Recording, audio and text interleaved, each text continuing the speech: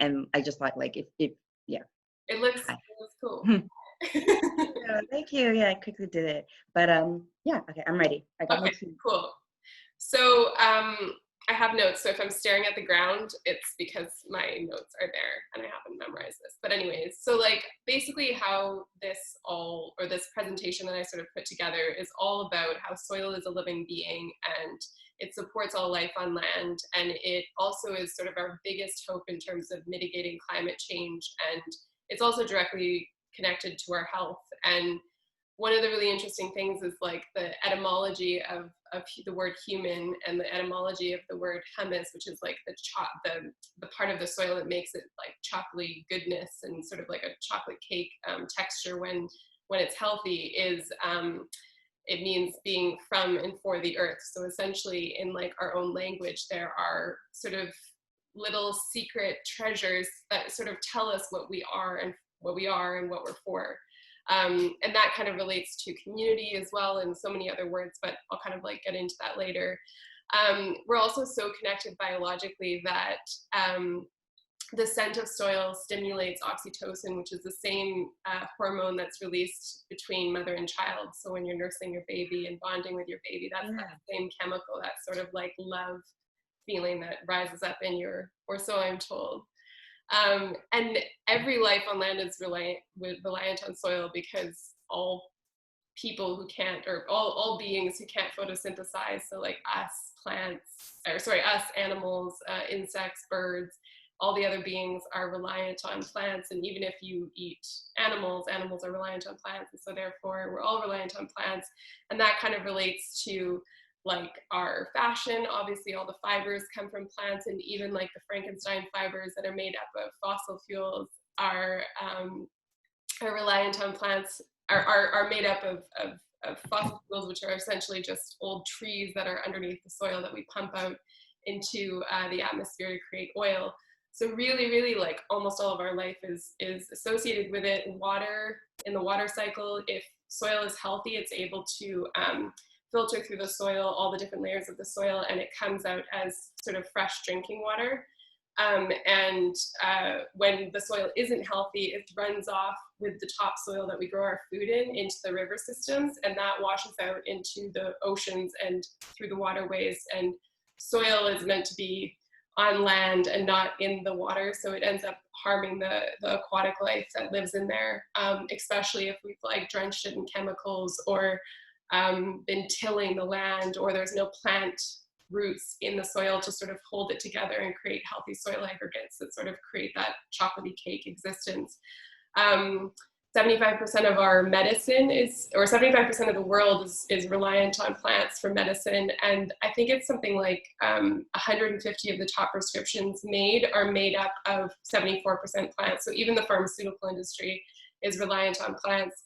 And most of the pharmaceutical industry, including the cancer medicines, are created through indigenous ecological knowledge, which is essentially what regeneration is. It's a relationship of regenerative reciprocity with the living world, where you have such a relationship with plant life that you actually know its properties and the gifts that it offers in exchange. And we've only sort of studied, I think it's something like 3% of the plant life that is on this planet. And so there's like so much potential of all the different ailments, diseases, nutrients, and so on that we need, that we're not sort of learning about, because we're not allowing indigenous people to thrive, and we're also not allowing our communities to thrive and focus on the planet. And the air as well is produced through photosynthesis. So again, that carbon exchange of drawing carbon down through the plant into the soil, and then exchanging for nutrients and waters and exporting as oxygen, that also relies on healthy soil. So there's really not a single element that isn't reliant on soil, reliant on healthy soil in order to thrive. And then of course, like our beauty products, our housing, our fashion, our everything, really everything that makes up our natural, or our existence, is made of some sort of ingredient that comes from the earth, either through like open pit mining, through extraction of fossil fuels, through degenerative farming for the most part, even like recycling of products. It's all related to the earth. So the idea of regeneration is to give back more than we take. And currently we have a society that's degenerative. So we take without giving anything back.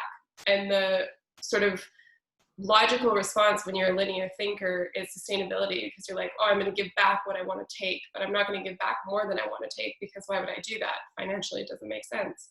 And the woman who's doing the speaking course for Kiss the Ground has this really great aha moment for herself, where she was at some sort of group, like marriage counselors, like United kind of thing. And one of the guys was talking about how if you were in marriage counseling and you were like, yeah, my marriage is sustainable, that wouldn't really be like the signs of a healthy marriage. Whereas if you were like, my marriage is regenerative and it helps me thrive, then that's a good example of the type of relationship you would want to have in your home. So why would you not have that relationship with your community? Why would you not have that relationship with your country, with the land, with your environment, with other people, and so on? And I think that's like a really powerful analogy, especially for those of us that are married.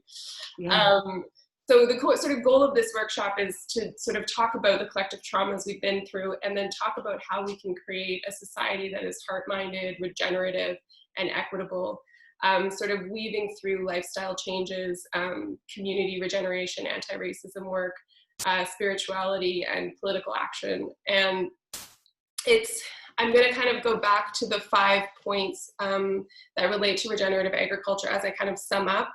But there are basically 5 main regenerative rules of agriculture. And one of them is minimal disturbance. So it's not tilling the land, leaving the soil intact and covered, not drenching it with chemicals, leaving plants on top of it as armor.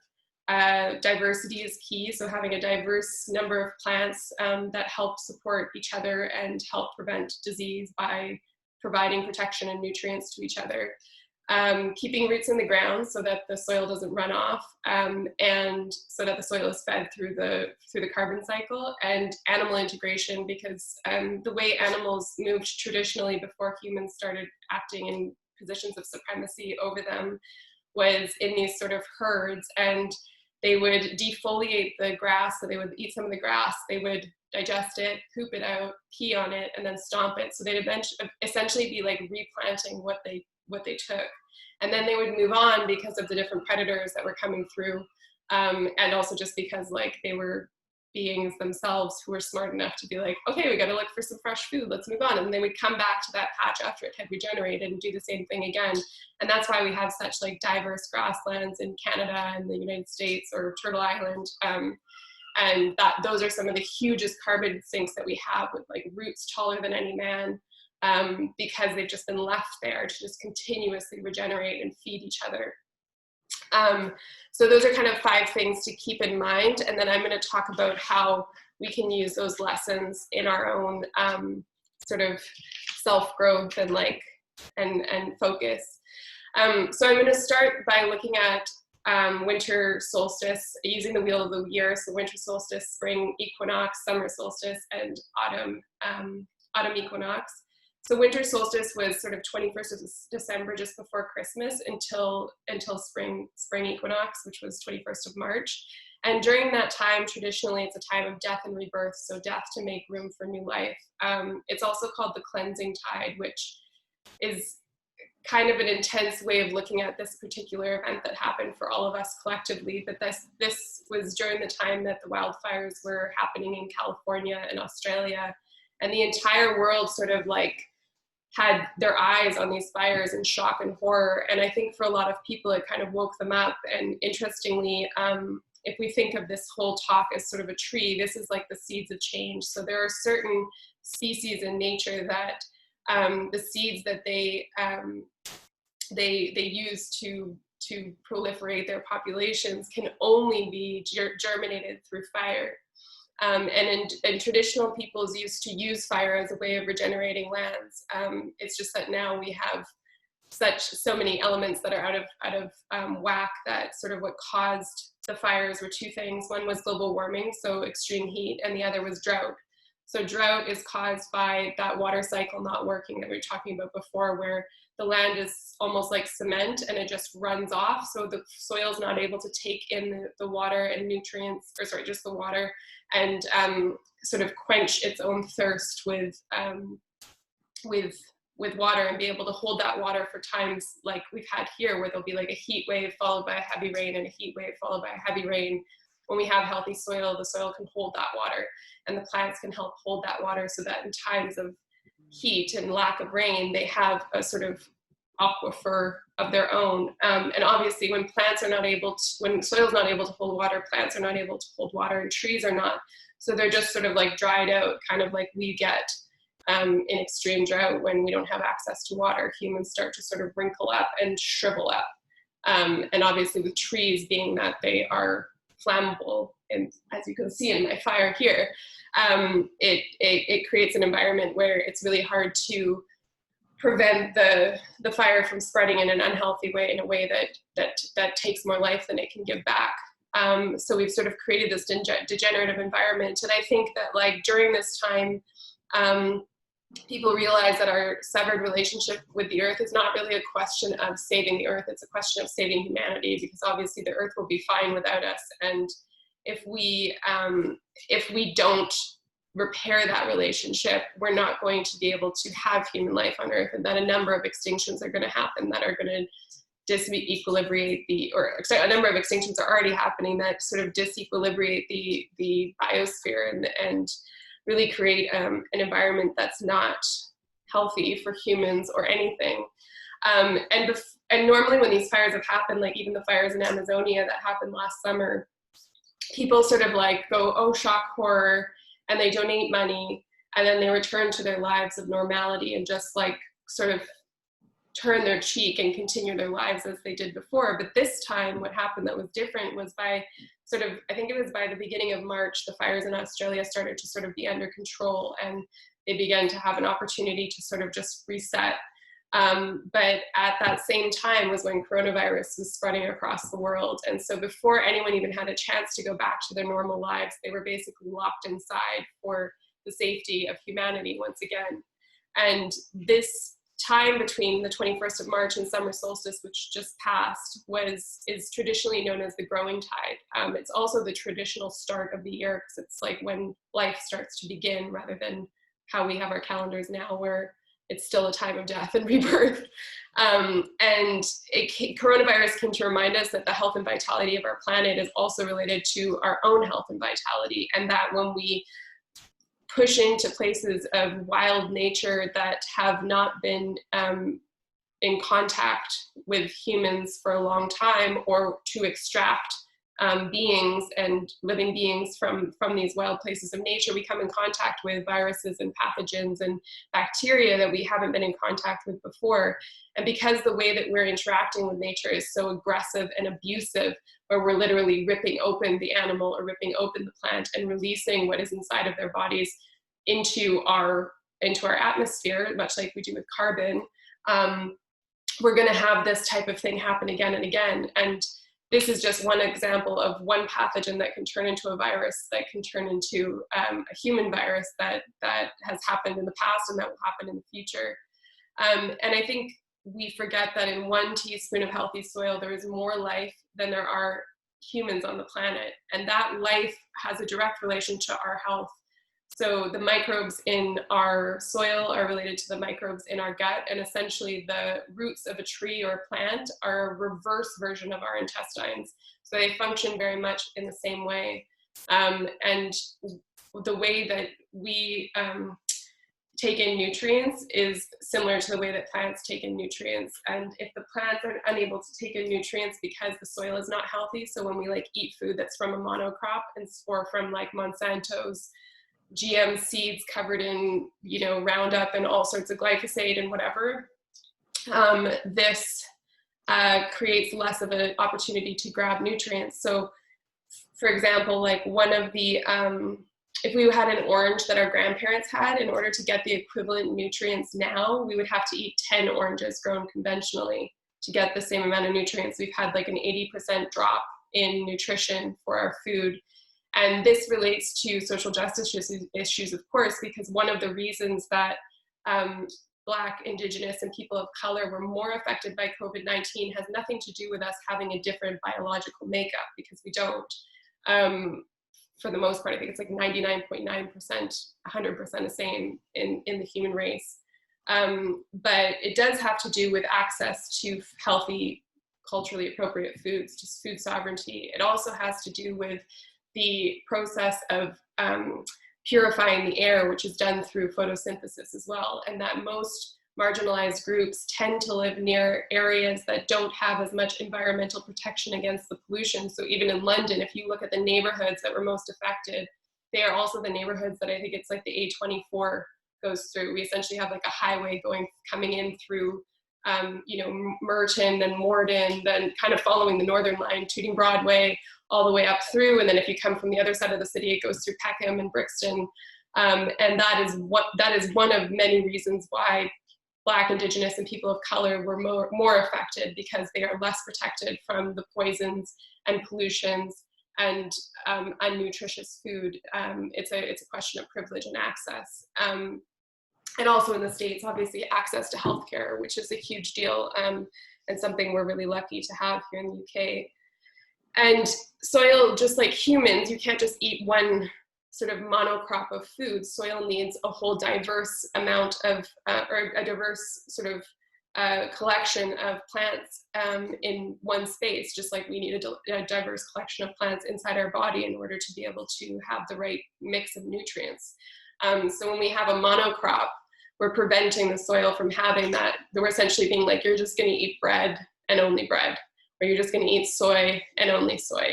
And if we did that, we would not be healthy, just like the soil is not healthy when we only have a single plant living there. And you can Google, I've also written about it in my posts, the three sisters.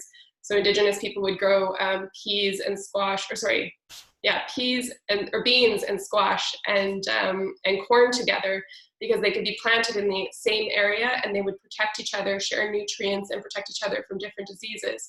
And so they would provide not only a healthy habitat for the insects and bacteria and microbes and invertebrates and everything that lives within the soil, but also above the soil. Because a lot of the times when we use pesticides, herbicides, fungicides, insecticides, and nitrogen fertilizer, it's to prevent diseases that happen when you have a monoculture. Because if there's a diverse number of plants, for example, in my garden, if I plant radishes together and lettuce, the bugs that normally eat lettuce and cause the crop to fail will eat the radish leaves, which is not what you're eating, and doesn't affect the radish. So you're able to have this mutually beneficial kind of relationship, which I think is quite sort of romantic. And of the plants that we eat, there are something like 30,000 edible plants that we know of, but we only eat about 30. So when we look at all the diseases we have, it not only relates to how we treat the soil and the chemicals that we have in our food and so on and so forth, it's also the fact that we don't even, whether it's with medicine or with food that we eat on a daily basis, we don't even access the like rainbow of nutrients that are available through the earth. And I think during COVID, we kind of realized that not only is the environment, is our health related to planet health, but also that really we automatically have a tendency to sort of act like those three sisters. So like to sort of blend our roots together and share nutrients and to try to protect one another in ways that we can. And that was one of the things that came out of this time, was just how powerful it is to have communities sort of caring for each other. And this sort of was like further pushed forward as we went into summer solstice, which is when Black Lives Matter happened again, which has been going on since 2016, and obviously violence against Black, Indigenous, and people of color has been going on since the 1400s, if not longer. And summer solstice is traditionally the reaping tide. So when you kind of have your first harvest, and there's quite a lot of diverse plants and stuff to harvest, a time of sort of abundance, but it's also the time that the sun is highest in the sky. And in the workbook, Me and My White Supremacy, Layla F says a lot about how the shadows of supremacy live within all of us, whether we're Black, Indigenous, people of color, white people, every human who's grown up in a racist and degenerative capitalistic society has aspects of racism within them, either towards themselves, towards other people, or towards cultures within their skin color, which I think was sort of exemplified again even between white people, when we needed people to pick our food, and instead of hiring people within the UK to keep other countries safe, we brought in Eastern Europeans to pick our food, even though it put them at risk for COVID-19, and even though we had people who were out of work here. So it just sort of shows the racism also exists inside the single skin color of a people's. And what BLM sort of brought attention to was that the systems of supremacy, which oppress nature and oppress our planet and turn and degenerate the soil and put everybody at risk, are also the same systems that oppress people, and people of color, and Black people, and Indigenous people, as well as LGBTQIA+ peoples or disabled peoples. It's the same system that sort of pushes down anyone who is not white, cisgender, marginally wealthy and interested in contributing to capitalism. And these sort of degenerative systems of supremacy all stem from these conjoined twins, which were sort of born in Portugal by this prince called Prince Henry, who was the first sort of person to start going to Africa and stealing people to come back and sell them, and started to create this actual racism where people, where it started to be documented that white people or Europeans saw people with different skin colors as different from them and not equal. There were other opportunities or other parts of history that had different colors and different cultures or living together in symbiosis, essentially, where there was classism, but there wasn't racism. So it was really born in conjunction with capitalism, where humans became a trading, something to purchase and something to oppress.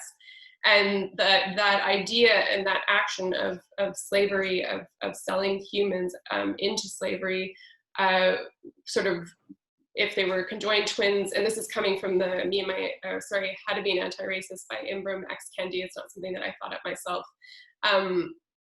But that was sort of raised in Europe and then sent to adulthood in what we now call America and Canada, and also parts of Mexico and Central and South America. And the realization that that people came to during Black Lives Matter is that we have a sort of, that anti-racism is an act of love, that it is a call to action to invest in, on a daily basis, some of the ways of contributing to anti-oppression, not only of the planet, but also of people, and specifically Black, Indigenous, and people of color. And it's also sort of, some people came to the realization that being that because these systems of supremacy, these degenerative systems that are racist and oppressive, all live together in the halls of power in our governance, that we really have an issue. And if you look at sort of our relationship to the earth as the sort of root of humanity, this secret in the language of English, that we are from and for the earth, and that our relationship with the earth is as much a part of us as our relationships with each other. The stem of the tree is the governance, and in a tree, the center of the tree is called the heartwood, and there's some resins and minerals that sort of keep the tree at its strongest point, at its core. And outside of that core are nutrients, or sort of pathways that nutrients run up and down as part of that carbon exchange. And essentially our government's job is to be that nutrient pathway, to govern our relationship with the earth in a certain way and create access to that relationship and ensure that that relationship stays as strong as our relationships with each other. And one of the oldest meanings, or sort of the oldest ways of governance, even here in the UK, like our chieftains and stuff like that, or kings, the sort of root word of king is sacred. And that kind of got co-opted by the Christian movement to sort of mean that, like, you are ordained by God to be king. But what it really means is to make leadership sacred, and it's also related to the word sacrifice. So to sacrifice your needs, your agenda, to the greater good, to make yourself in service of other people. And essentially the economy that we live under now and the governments that we live under now do the opposite. So we have an economy that is people and planet working for the economy rather than an economy working for people and planet. And we have people and planet working to empower, to give power to government through money and through, you know, laws and policies that take away the rights of regular people or rights of communities or rights to land and give that power to government. So we really have kind of like flipped the switch on how we traditionally lived. And normally we had sort of smaller kingdoms, if you will, smaller communities that were sort of made up of a number of different kings and queens, you know, in the UK, for example, instead of one sort of central person that was in power of this large piece of land. And when you have sort of one central body in power over a large piece of land, it's very hard to ensure that the rights and needs of everyone is met, because you couldn't possibly know what is needed in Yorkshire and needed in Sussex and be able to, and that those needs would be identical apart from the just base physiological needs of any human.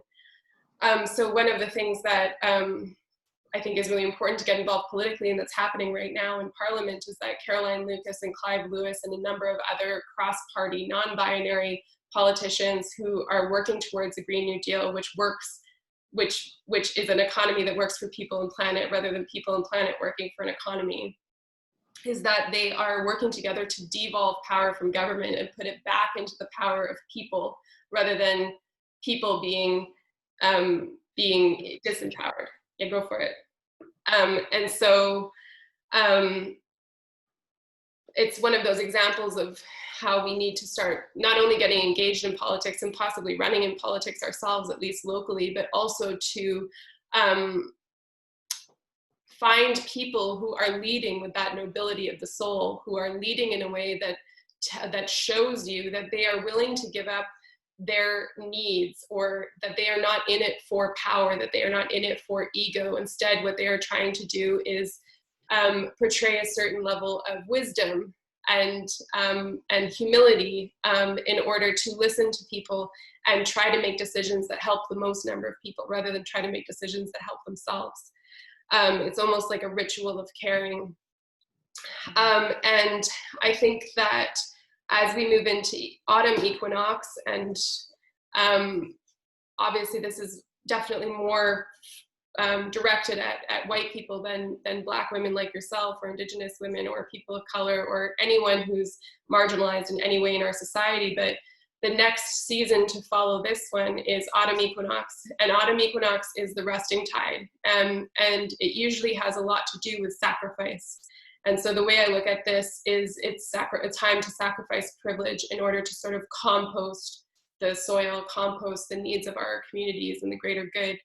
And it's a it's a time when day and night are equal. Even during Halloween, traditionally, that was like when the veil between life and death was unveiled, and people saw it for what it is, as a sort of circular motion. And interestingly, in fall, the trees basically defoliate, like get rid of their leaves in order to concentrate on growing their roots. And when trees meet underground, their roots fuse and they share nutrients and support one another. And essentially that's kind of what we saw happen in COVID-19. And that's what we need more of, is people sort of laying down their privilege and investing in connecting to other people and being able to share that or use that privilege for the greater good. And I think we also have sort of it'll be sort of like a spiritual reckoning. There was this moment at one of the Black Lives Matter protests that I attended where everyone was kneeling, and I think this happened around the world for 8 minutes and 50 seconds, that the police officer had his knee on George Floyd's neck. And that position of kneeling is a humble position. It's something that puts us all at the same level. pretty much. It's also a position of mourning, a position of prayer, a position which connects us to the earth with our feet and with our legs. And it's sort of, when I remember looking up at this in this park that our final sort of protest happened, and it looked like a sea of trees, of people just, you know, sort of in this flat field, all the same level, like human trees. And I remember thinking of that, like, that we could almost, we were all 2 meters away from each other, but if we were trees, our roots would be longer than we are tall, and so we would be able to connect to each other underground. And I like to use that imagery, or to remind myself of that being a sort of important thing to go back to. And so going back to the 5 ways, or the 5 rules of regenerative agriculture, and sort of relating it to creating a society of regenerative reciprocity that is equitable and fair. The first sort of step of protecting soil is minimal disturbance, as I mentioned. So not tilling the ground and not covering in chemicals. And in many ways, this is like the conservation of energy, because for ourselves, I saw this post by Jamelia Jalil, where she was talking about Kim Kardashian, who had, you know, a corset on, and people were like, you should tell her she's like pushing the wrong body image. And she was like, Kim is a product of the society that she dwells in, and the things that she pays attention to and gives her energy to. So pay attention to what you're consuming, whether it's the food that you consume, the coffees you consume, the clothing that you consume, the beauty products that you consume, and even the governance that you support. Are you engaging in a way that is regenerative for yourself, that is regenerative for your time, that is regenerative for your energy, and that is regenerative to the economy?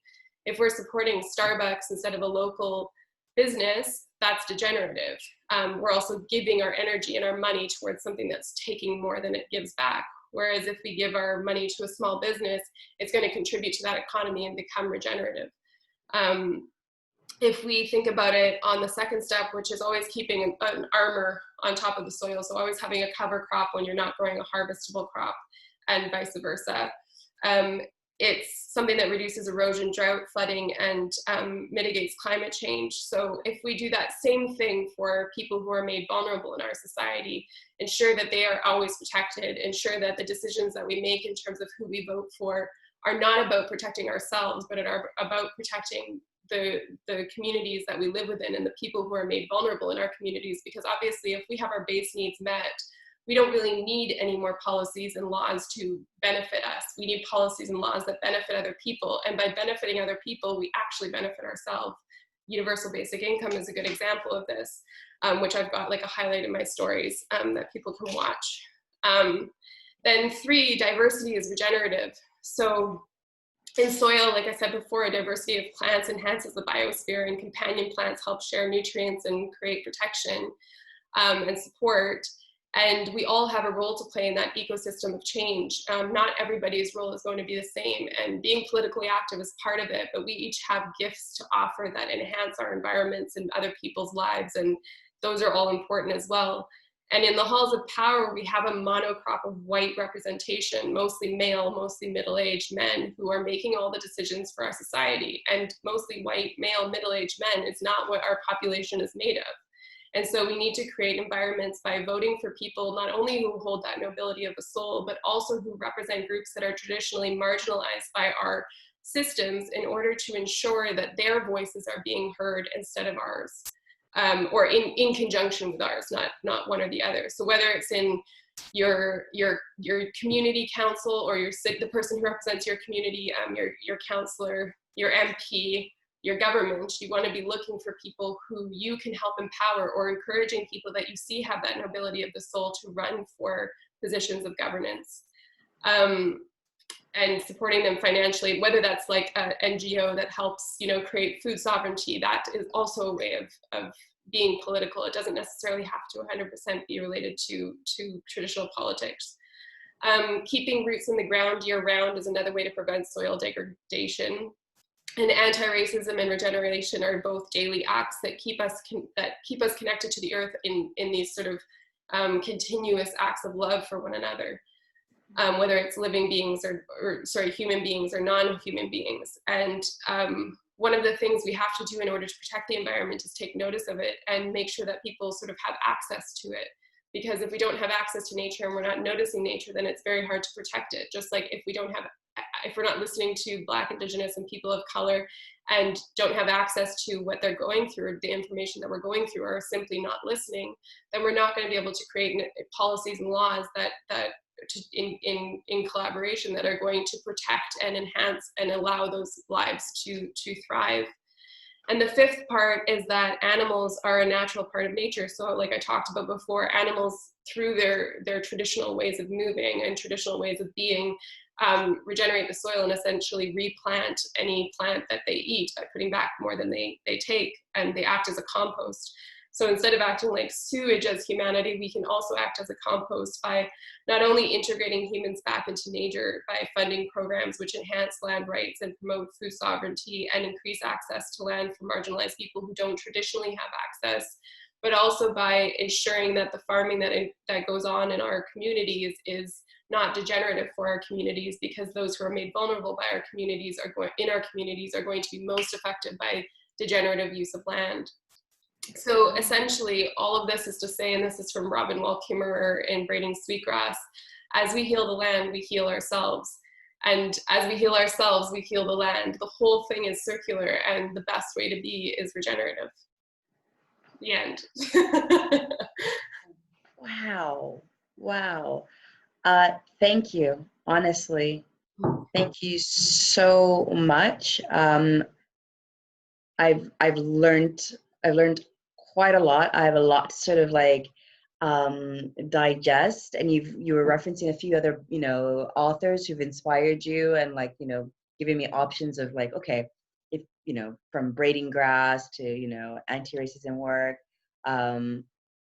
One of the points that stuck out to me was I didn't know that soil going into the ocean was a bad thing. Yeah. Yeah, I didn't think that was. It's like creating those sort of dead zones, especially when like most of the eroded soil is soil that's been like GM crops that are drenched in Roundup or pesticides, nitrogen fertilizers, insecticides. All of that it washes off with the soil because it comes part of the soil, and it's not water soluble, so it doesn't ever sort of down and it doesn't biodegrade. So that's kind of why we're having, and there's a number of carbon stores, and when we have an overpopulation of carbon in the atmosphere, which is causing global warming and creating climate breakdown, because we also don't have enough plants in the soil, enough trees in the soil to be able to do that photosynthesis and draw it down. We also that overpopulation in the atmosphere ends up going into the oceans, and that's what's causing ocean acidification. So you have it coming from the atmosphere to acidify, and then you have all this soil washing up full of chemicals coming in to create this sort of horrible cocktail that just takes life. So it's really it's really, really bad. That was really a sort of I hate the word to say interesting, but like an unknown fact, bad fact, but now so for me to to take into consideration. And I think the way that you're using the analogy of winter solstice and spring equinox. Wait, did I get that? Yeah. Yeah. I did. Okay. It really, I think, helped give me a story as to what's been going on since like 2020 has started. There's been this ongoing memes of, oh my God, 2020, like what's going on? And I think to sort of ground it in a story that we all can truly relate to. We all, like, no matter, all of our ancestors have been through this cycle. So I think that was a really great use of of the cycle of life to sort of explain what's going on here, and then also how we can move forward. So autumn equinox, and then winter solstice coming up again. So that was really it was just great to sort of put these big problems you know, a sort of umbrella place to kind of put them together and see how everything is related. And then finally, yeah, because like before, when my journey, I thought sustainable was the buzzword. I thought that was it. That's where it is. It's at. And I think this is what this talk has helped me understand. Okay, what do we really mean by regenerative? And yeah, I'm really happy that you cleared that up from the beginning of your of the webinar. So I'm like, okay, this is what we're going for. So because like I'm seeing that word everywhere, and you know, regenerative farming, and so now I know. Okay, so I guess this is what we mean, or regenerative solutions. Yeah. So yeah, thank you. Well, I'm glad you enjoyed it. I also like, because I know you personally, it's much easier to be comfortable. So it was a good practice for me. I really appreciate your time, like being here. I know we voice note each other like on our phones and stuff, but also I tend to try not to just like monologue at people all the stuff that I've been learning.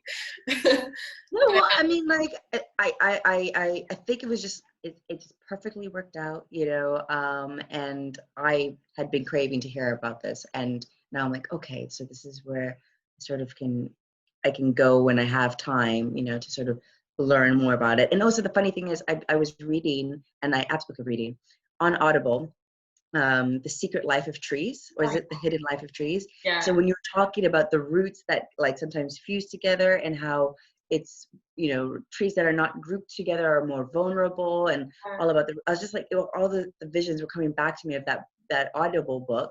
Yeah.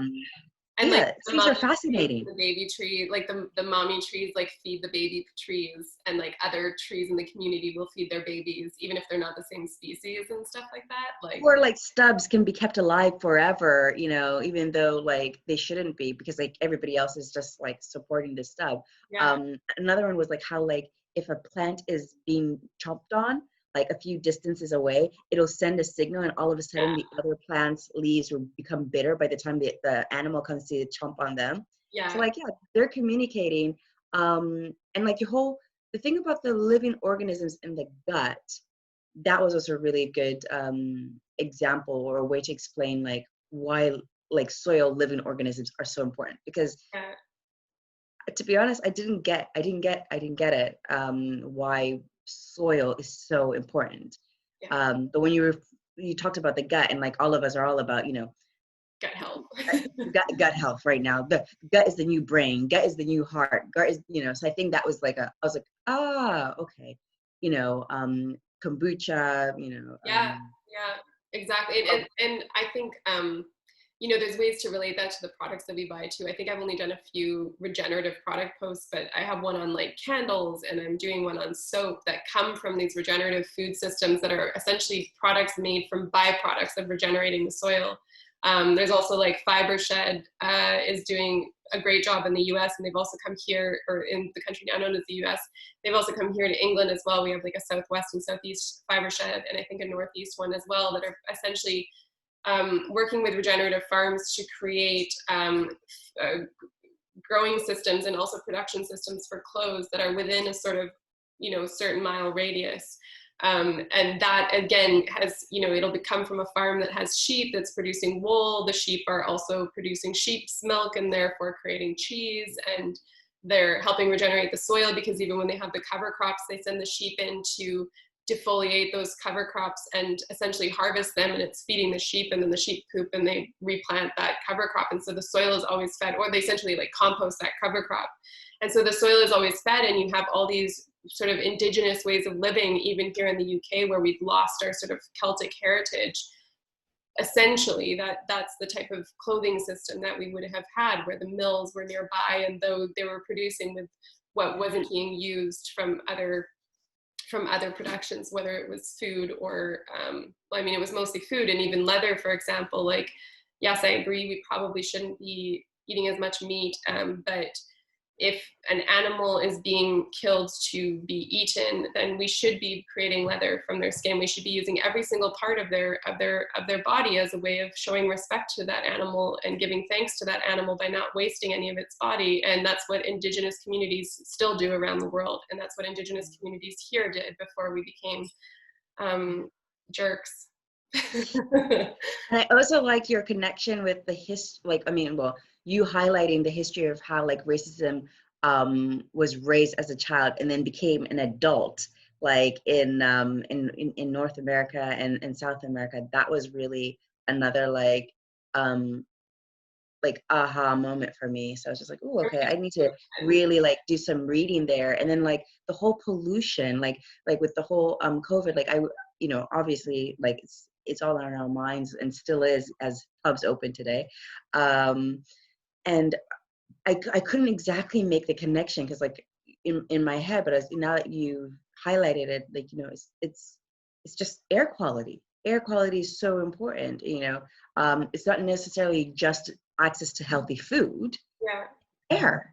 Yeah. Access to healthy air should be a human right. And that's one of those things that I think is tying, like where I'm seeing Caroline sort of gather all the good-ins from the House of Lords and from Parliament to basically be like, we just want these simple things that you can't really argue with because they're base human rights, and even you want this for your grandchildren, to be able to breathe clean air, to be able to access nature, to be able to have an economy that works for people and planet rather than people and planet working for an economy. Because if we don't do that, if we don't start to change these racist capitalist systems of degeneration, then there will be nothing left for anybody, no matter how rich or poor you are. Like Elon Musk can build all the freaking rockets he wants to Mars, but we have problems here that we need to deal with, and there is not enough time to colonize Mars, which I think is a really fucked up thing to be spending time and money on when we have this world that's literally falling apart. And if Elon, God bless his soul, had just donated that money to various indigenous run or Black run or people of color run projects in the communities that are most marginalized in the country that he grew up in the country that he lives in now, I think he's South African, that would have made a huge difference in those countries. And instead he's just following his ego because he just loves aliens so much, more than people maybe. So, like I think, and I do think especially white people need to really get involved with politics, because it is this time that that every voice needs to be heard, and that this project that Caroline's doing is opening up the doors. It's called Project Reset, to be like, tell us what you need. Tell us what you need so that we can adjust the Green New Deal to reflect what your community needs. And I think they've done a kind of shite job of promoting it, and or whatever, the website and stuff is kind of confusing and intense, but you can see a whole list of people who care, who are, whether they're like Lib Dems, there's one conservative baroness, there are all of the Greens, obviously, some Labour people, SNP. So like, it's really everyone coming to work together to be like, okay, we may have some disagreements on like specifics of things, but we know that we want these general rights, base human rights, to be met for everybody. We do know that we want that, even if the rest of our party is completely like bonkers. I'm going to put my human self forward and say that I stand with this thing. And I think that that's really interesting and really hopeful. And if people join the Green Party this month, they also can vote for the leadership. And the leadership, for the first time ever, has quite a few people. I'm not allowed to say who I would support because I work for the party, but they have a lot of people who have never run before for leadership. And I think it's worth everyone having a look and seeing who from those people show some sort of nobility of the soul. And they're holding hustings, which are essentially like conversations between the peoples who are running. And so you'll be able to see what their character is like and what their hearts are like when they're talking. So even if you don't vote, or even if you don't join, it's a chance to sort of see what a politics of belonging kind of feels like. Not that the Green Party does it perfectly, but Lib Dems, if you're picking a leader, it's going to be somebody who's already elected as an MP, whereas you could run for leadership, I could run for leadership, anyone can run for leadership as long as they've been a member of the party for a year or two, I think. So, yeah. Wow. No, thanks for sharing that. I'll definitely, look into that, because what you want is access and, and information, and that's what they're, what they're doing. Yeah. So I think I probably know, I'll go into Google and I'll be able to find that and get some more information on that. Wow. Yeah, wow. I think it'll be interesting. I'm still learning as well. Like, I only really got engaged with politics just before the last general election here in the UK. And I think it was also the first or second time that I voted in Canada, because or the country now known as Canada, because up until then, they weren't allowing people like you and I who had immigrated from Canada over here to the UK, or migrated, sorry, I'm trying not to use the word expat because that seems to be just like only for people who, I think it was the Slow Factory that talked about this. But yeah, I'm also hugely influenced by all the people that I mentioned: Robin Wall Kimmerer, Ibram X Kendi, Celine Seaman, Kiss the Ground, so many people. And I try to, sorry to cut you off. I was just going to ask, so then, yeah, how did you land into this? Like, how did you find regenerative? Because I've been working in sustainable fashion, I think, from like I was brought up fairly close to the type of person I'm becoming now, I hope. But then I had my rebellion was like become a cheerleader, eat McDonald's, like wear pink, listen to Britney Spears and like Eminem and like, you know, other people that probably don't contribute to like a healthy mental or heart environment.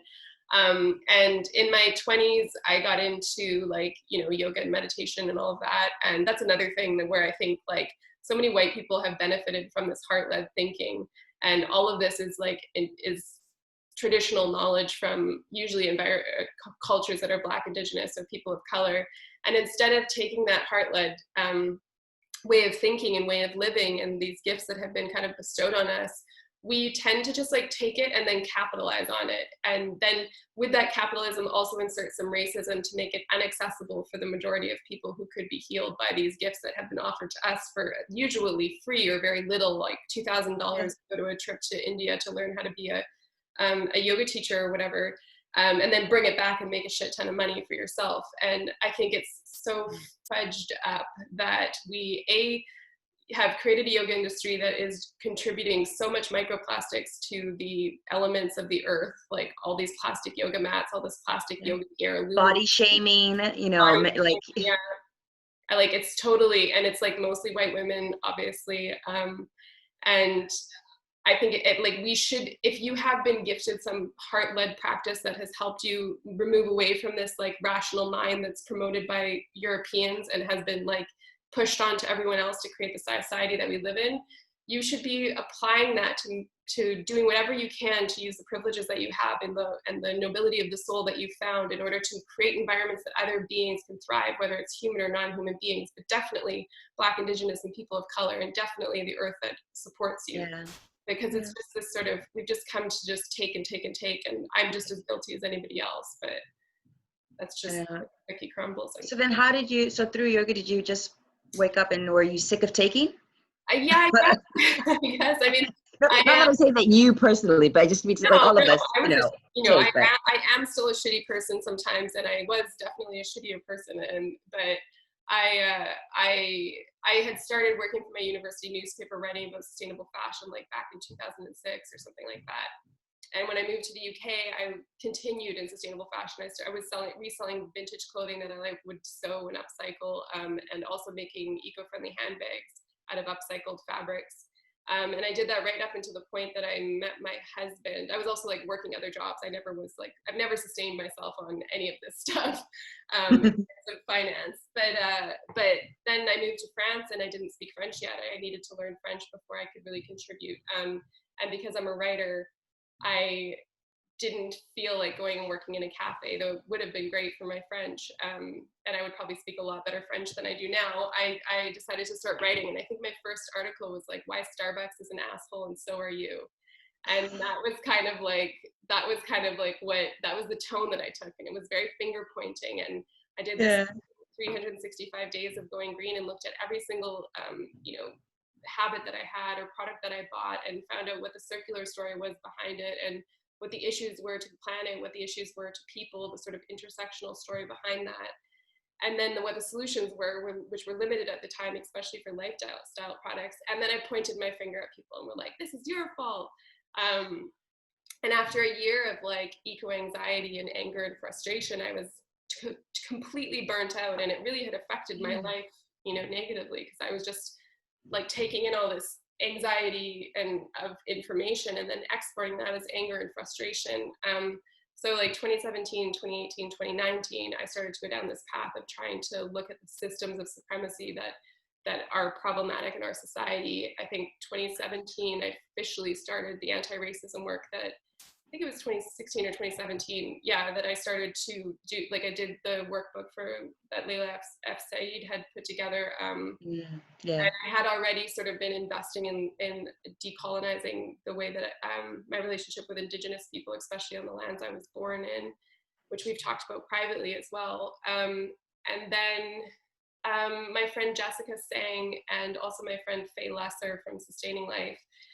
Jessica gave me this book called Rewilding, which is about Knepp Castle that's here in Sussex. And it's like this aristocratic, like, territory essentially. And the person who inherited it, it was already sort of like a degenerative dairy farm, and they weren't able to support it. This is a problem that a lot of like lords and ladies have, is they can't actually afford to keep their homes because they're so expensive to run, and they don't have serfs anymore to help create a economy for their private lands. And so they did this thing where they just removed all the non-native species, planted native plants, and then they had like a 400% increase in 10 years of like turtle dove population and like monarchs and things like that. It was this really like sort of hopeful thing. And I went to a conference in Cambridge for it with my friend Jessica, and learned more about soil health. And then from there, my friend Faye and my friend Kamea Shane, who does the Green Dreamer podcast, they had both heard of Kiss the Ground at that point. That was just sort of getting, I think they started in 2016 or something, but they were just starting to do this soil advocacy course,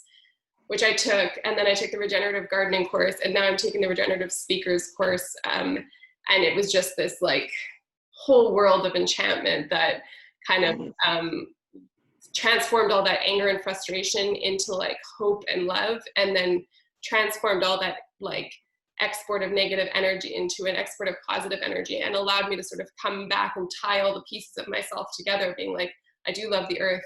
I do, I want to practice, this heart-led way of thinking, but not be taking from other cultures and not be culturally appropriating my spirituality. And so how do I do that? I've got to reconnect to, these Celtic ways of being as best we can, with like zero written, record or anything. And we've talked about this, about your maternal or paternal Indigenous. Both, yeah. Zimbabwean. So, and the similarities between the spiritual cultures. That so many, and you know what it is, it's like, I guess it's like once you start the journey, you start to sort of like, as you're saying that, like, it is really, really hard to find information on this, as like certain things were just not written. But before you know it, the more and more you start on the journey, you start to find people, who have like either sources or books, and like certain books that were like, some people wrote that they thought nobody would read it. Like they'll have obviously every book has a bibliography, then you go down that path. And I'm just feeling like very, very hopeful. Even YouTube, there's so many people, like, obviously, because like, I'm not I'm also here in England, but finding information online on people who still practice these traditions, and you're just like, whoa. And now a bit of me is like itching to kind of go back, and like I want to meet these people, and get this source information directly. But for now, the internet is great, and then that's the reason why I know you, and finding sources, and now you're friends with my sister-in-law too, because of because of the internet. And and from Afro Skin and Hair as well. You guys have a mutual friend, and now I'm friends with Ibby. There's kind of this connection of this connection, and also learning and growing together. But I'm I'm very appreciative of you opening up on your journey from rage and negative energy output to positive, because right now there is a lot of pain in people's hearts, especially from people who have like minorities, you know what I mean? And like, when I think a lot of minorities, a lot of us know like things have been crappy, but I think when it's really been in your face, and when like you're fed up and you're super, super tired, finding the next step of how to move forward positively with love and kindness when you're still angry. So basically, I'm really happy that you are sharing how like your journey of discovering all this crappy stuff, being angry for a while and still doing the work, but then being able to find a healthier way. Otherwise, like you said, you're burnt out. And like, that's the thing about with, Black Lives Matter, all this work, you can have burnout, like you can have mental breakdown. Oh, for sure. You have to still take care of yourself, but then you still want to do the work. So thanks for sharing. Like, yeah, it wasn't easy for you. You weren't just like happy roses and, you know, positively, you know, No, positivity and the whole way through. yeah, and even still now, like, you know, there's kind of a process that happens each month that I've got this app called like the Moon Tracker, and I share it with Sam as well, my sister-in-law's friends, Tasha, because we're recording this just to give context.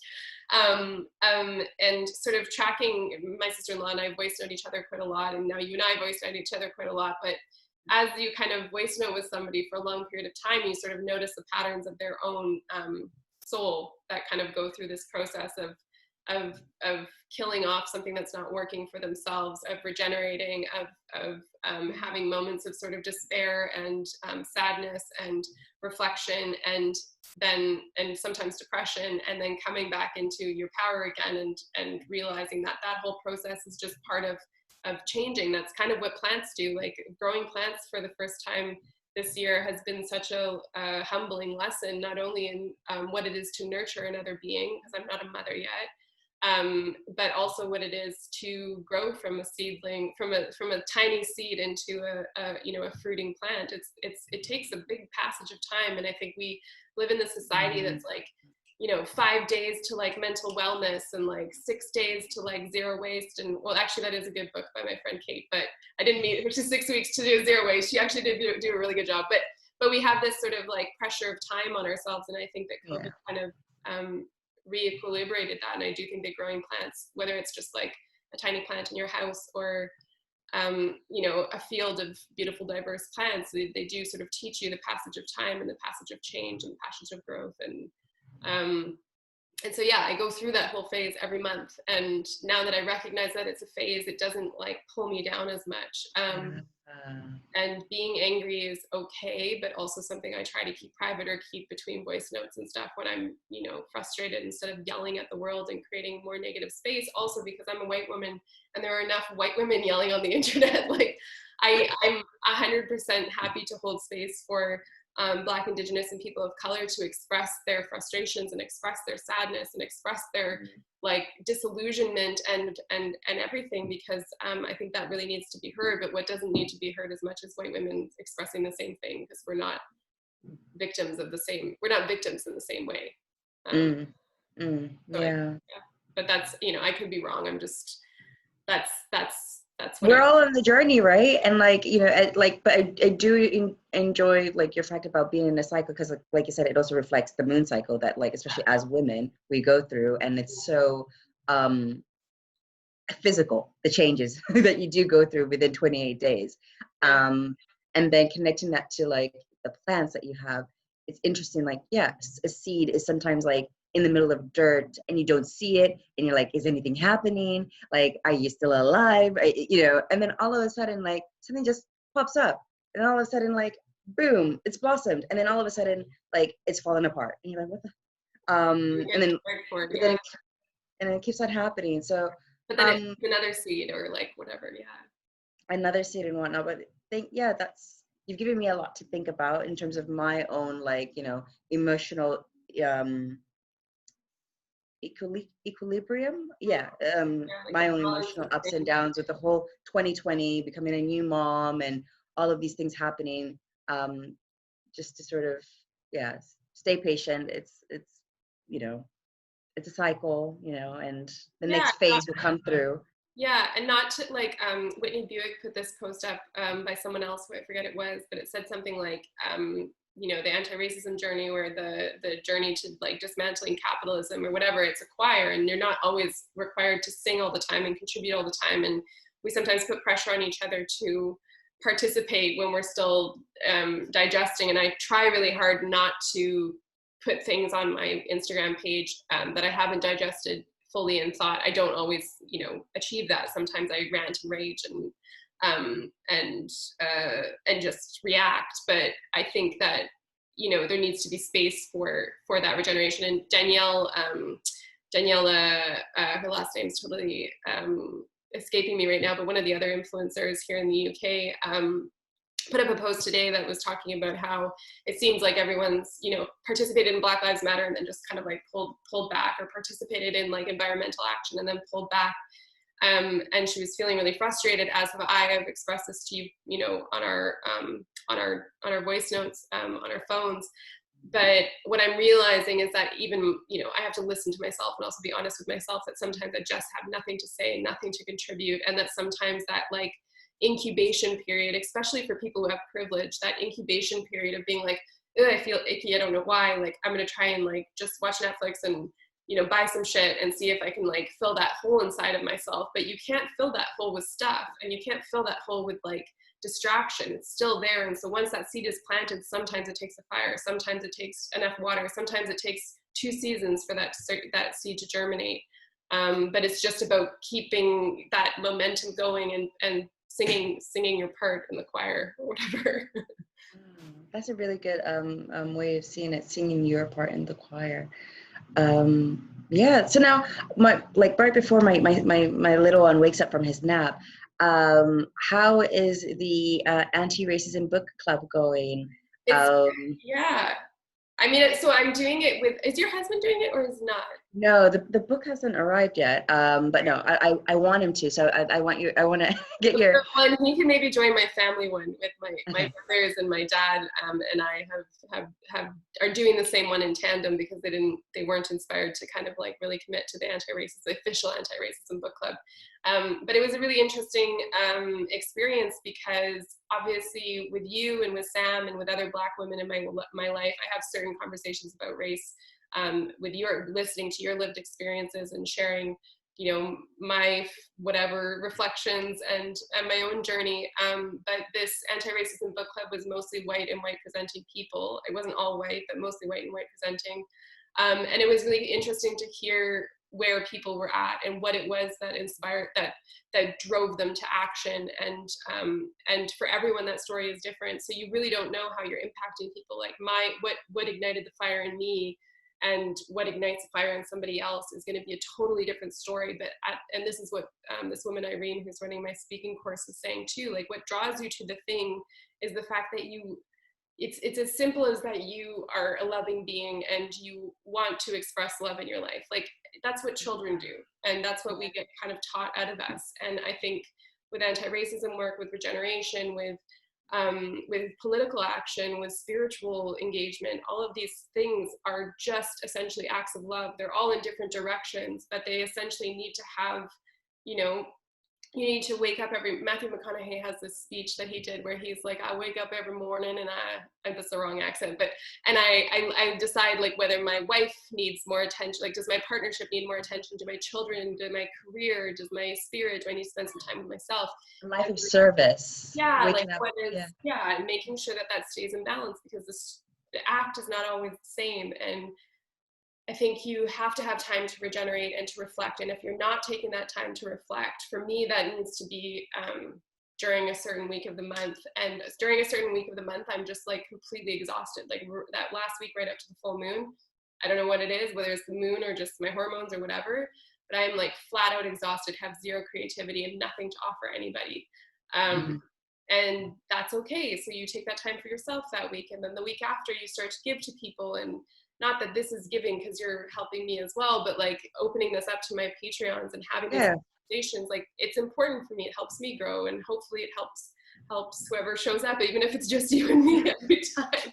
Like I think these uncomfortable conversations, and also these conversations that are sort of revolving around like peeling the onion, so to speak, are powerful, and they don't need to happen in a public space. They don't need to happen in a private space. They could just need to happen. Like, doesn't really matter where, why, or how. It's just if.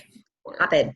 Just happen. Yeah, it's just the work just has to be done. And but yeah, no, I just find that I'm so hopeful and so excited to you know, for like when you told me about the club, you know, I find that to be very, it's okay to have a space where, you know, white passing and white people can talk amongst themselves without the fear of, you know, because like there is that fear of, I don't want to say something to further hurt and victim, you know, someone else who's been hurt already. So it's great to know that, okay, there's a group of people who are working on the problem. And also, like, it's easier to also sort of like have your sister like call you out rather than like somebody else. You know what it is? It's like, you know, when you have like a sibling, it's like, no, I can call out my sibling, but you know, you can kind of receive criticism differently, and help one another grow in love. And like, that's the kind of, I think, like maybe going back to soil, like the right balance, pH balance that you sometimes need, that you receive that from people who care and love you, and also have the same shared experience, just the same way I enjoy and thrive off of people who look like me when we get together to talk about our experiences. Yeah, it's a different type of pH balance that my soil needs, and like to get that from them. So yeah, I was excited to hear about that, and I'll tell Alex about the invite that he's received. Yes, yeah, he's definitely welcome to join our family book club, or the official one, whatever he wants. But yeah, I totally agree with what you just said, and even with you encouraging me to introduce you to Sam so that you could share your experiences as Black Canadian women of, well, Sam's Jamaican Canadian and you're Zimbabwean Canadian, married to white men, with small children that are mixed race, and what that experience is during this time, during your entire lives, and everything. And it's been, I've felt very lucky to both hear how that relationship has positively affected both of you, but also to learn from your own reflections off of that relationship as well. And yeah, and Sam loves you and I love you, and now we're all honestly, we're like besties. We're besties. Like and you know, again, all of this is possible because of the internet. You know, I mean, Wi-Fi and like WhatsApp and all these apps and everything like that. There's so much potential, you know, for love to spread, despite being distances away, you know, because of COVID. We're doing this over Zoom. You know, obviously nothing beats the real thing, and I can't wait for the real thing. But until then, we'll keep on doing this, in, you know, helping one another, feeding each other's souls, laughing. I swear to God, like, yeah, I chuckle at times to myself because of voice notes, or I'm like, yeah, and like, you know, it's a bit crazy, but it's fun, and we'll keep on doing that until we can, you know, safely be together. Yeah, have a coffee and tooting or whatever. Yeah. Well, thank you so much. Thank you for coming. I would have been all by myself again, so I appreciate you you coming, and it's nice to actually see your face instead of just voice notes and stuff. And yeah, say hi to everyone in your household. You too. Say hi to everybody, and yeah, all the best. Have a good weekend. Thank you, and you too. Bye.